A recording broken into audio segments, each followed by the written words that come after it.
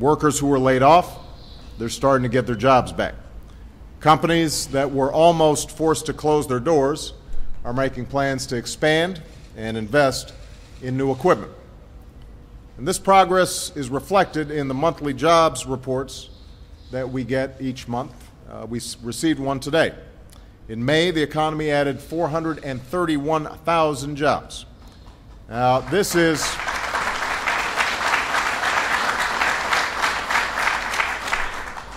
the fifth month in a row that we've seen job gains.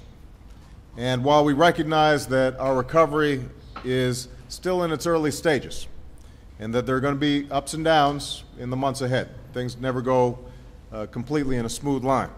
This report is a sign that our economy is getting stronger by the day.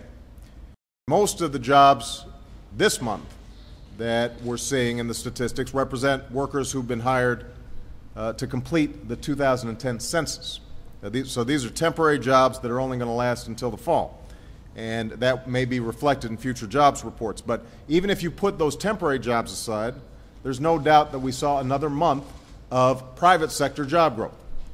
And that is obviously critical, because when businesses are hiring again, people start spending again, that in turn gives businesses more and more incentive to grow. Now, this doesn't mean that the recession is over for the millions of Americans who are still out of work, or the millions more who are still struggling to make ends meet. What these numbers do mean, though, is that we're moving in the right direction. The economic policies that we put in place are working. An economy that was shrinking at a scary rate when I was sworn in as president has now been growing for 3 consecutive quarters. We were losing 750,000 jobs a month during the winter last year. We've now added jobs for 6 out of the last 7 months.